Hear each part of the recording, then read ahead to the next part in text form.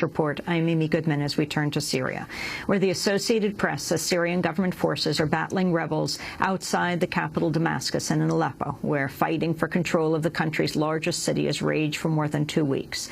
Several neighborhoods have reportedly been reduced to rubble as the regime of Syrian President Bashar al-Assad wages a massive ground assault to retake the cities.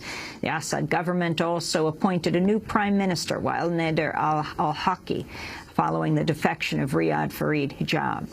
Syria's state news agency reported the appointment in a brief announcement that did not refer to the defection. Meanwhile, today, the British Foreign Secretary William Hague announced a new commitment of almost $8 million in equipment to the Free Syrian Army, noting the assistance will not include any weapons. I've agreed in principle that our assistance to the opposition will include communications equipment to help political activists overcome the regime's communications blockade and ensure their message gets to the outside world. I can't say anything, of course, that would risk identifying these people to the regime or reveal the precise nature of all of that assistance, but our help is likely to include, for instance, mobile phones, satellite phones and radio equipment which can be used to warn civilians of impending regime assaults. We will help build local capacity among Syrian doctors to collect forensic evidence of torture that can be used in future trials. We will provide more training to support the documentation by Syrian activists of human rights violations and abuses, and to support steps to help Syrian opposition groups to uphold human rights.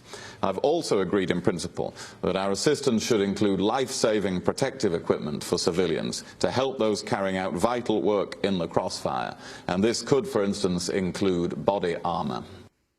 British Foreign Secretary William Hague, veteran Algerian diplomat Lakhdar Brahimi is expected to be appointed as the new UN Arab League envoy for Syria. If confirmed, Brahimi would succeed former UN Secretary General Kofi Annan, who resigned last week, saying both sides, particularly the Syrian government, had failed to respect his ceasefire plan. His 6-point plan was never fully adhered to by either side, and the violence continued to escalate. According to activists, more than 20,000 people, mostly unarmed civilians, have died in the last 17 months of fighting, and tens of thousands have fled the country.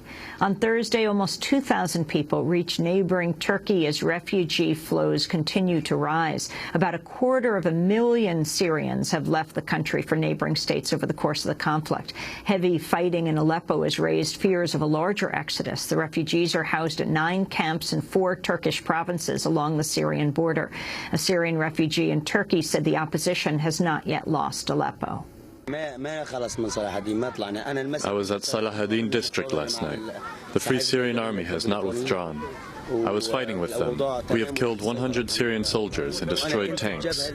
For more, we're joined by Reese Erlich, a freelance foreign correspondent, reported on Syria for several occasions. He joins us on the phone now from Antioch, near the Turkish-Syria border. Welcome to Democracy Now! Who are you meeting? What are you reporting on? What is the scene there on the border, Reese? Well, the most recent interviews I've done were with refugees from Aleppo, who told me about really a horrific carnage as a result of missile and artillery attacks on neighborhoods.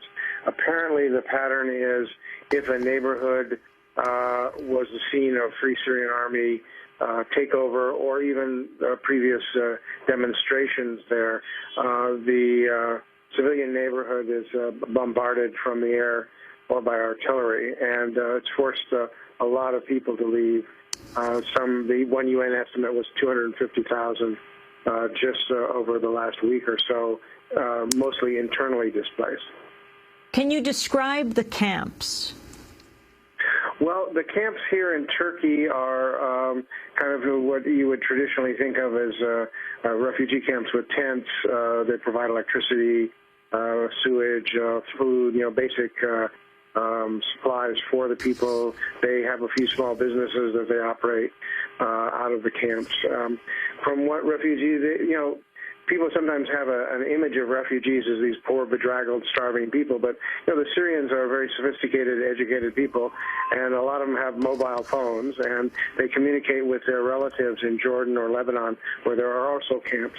And the consensus of people I talk to is that the treatment is much better here in Turkey than Syrians are getting in other places. How many refugees would you estimate are there? Well, the official figure prior to this most recent fighting in Aleppo was 70,000 officially registered, but that's probably a low number because a lot of people can come in as tourists, and if they don't go into the refugee camp, they're not considered refugees, but clearly there are people who have fled the country and are not able to return. Reese Erlich, you're on the Turkey-Syria border. Can you talk about the Kurds? Sure. The Kurds are a non-Arabic people of this region who have their own language and culture. They face discrimination in all the countries they have lived in historically and today, particularly in Syria. There were some 300,000 Syrian Kurds who weren't even given citizenship until the fighting began and the uprising began back in 2011. So they face a lot of discrimination, and they are overwhelmingly anti-Assad. However, they are also very suspicious of the conservative Islamist forces and fear that under a new government, if they were in power, their Kurdish rights wouldn't be respected either. So they have not been as actively participating in the uprising as some other Syrians, although that's begun to change in recent months, and there have been some smaller villages and towns where Kurdish guerrilla groups have set up checkpoints and otherwise started armed struggle against the government. Can you talk, Reese Erlich, about Russia's role in all of this? Well, Russia, to its credit, in my opinion, has prevented the U.S. and Europe from passing a resolution that would allow a military attack on Syria like the UN, like those powers did using a UN resolution on Libya. And Russia has its own interests in Syria. It was a long-time ally going back to the Cold War days. But they're kind of made into this boogeyman by the United States that if only Russia wasn't blocking the UN resolution somehow, that would mean the end of Assad and democracy could come to Syria. And the point is that the people of Syria are struggling themselves, and Russia's actions are not any more harmful than those of the United States, which is supplying arms and also supposedly non-lethal equipment to Syria. I couldn't help but smile when the British official talked about providing body armor as being non-lethal aid. Come on, imagine if Pakistan was providing body armor to the Taliban in Afghanistan, what the hue and cry would be from the U.S. Finally, what are people calling for? What do you think should happen as you're there on the border of Turkey and Syria? Well, people, it's a very, very difficult struggle. People are, of course, angry at the Assad government. They do have faith, however, that they're going to get rid of them without outside Western interference. I spoke to a number of people who absolutely oppose any kind of U.S. or European military interference. The U.S. should keep its hands off the situation. There probably, nobody has a crystal ball, but it looks like there's going to be fighting that will continue for some time because neither side shows any signs of giving up. Reese Erlich, I want to thank you for being with us, freelance foreign correspondent on the Syria-Turkish border. This is